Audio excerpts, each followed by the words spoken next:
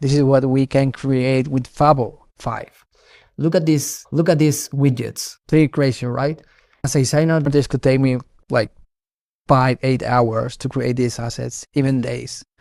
But now with Fable, I can create it in minutes. So I'm going to show you my workflow, and also we're going to compare Fable, Opus, and also Sonnet. So let's go.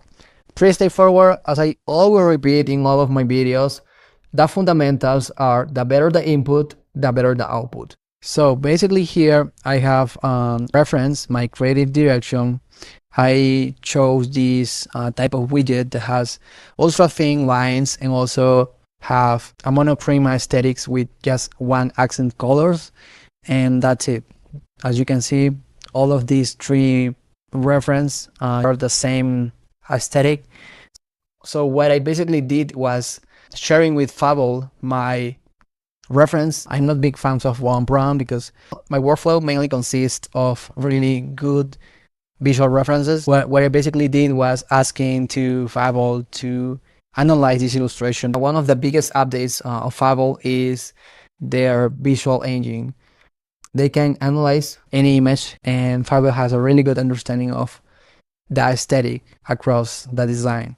Yeah, basically this is the results. Look at this, how Fable analyze all of the details here. And what I did after that was having my layout inspiration. So imagine I want to create this kind of, I don't know, workflow widget. We have something at the left and also to the right. So I send this as a reference.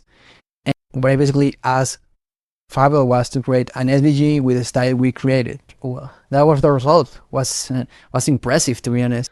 And I just imported here on Figma, and look at this. This is completely editable. So we can change color. Also, we can change the stroke wave here, lines, and all of this is editable. So that's pretty amazing, right? Wow, this is crazy.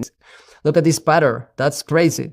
So here I have my another reference here, and basically I asked the same. Hey, read the SVG and with the style we created, and this was the result. In this case, Fable didn't quite get it, but the good thing is everything is editable. I just deleted some lines and the result was pretty good. So it was impressive. I just need to update the logos here, and I'm done. Now let's go with the comparison. Opus made a great job, but it didn't get the aesthetic I want for the widgets. As you can see here, this was the result. It didn't have the aesthetic. It didn't match the style at all. But it's not production ready, so I can't use it. And we have here on Sonnet, as you can see, it's the same process, but Sonnet didn't get it, and this widget isn't useful at all. Can't work with this, to be honest. But yeah, that's it. I'm gonna share more experiments on this channel and also inside of our AI website school. Here we have live sessions every week and all of our courses, and more than 100 templates and thousands of prompt components. So yeah, I invite you to join to our community.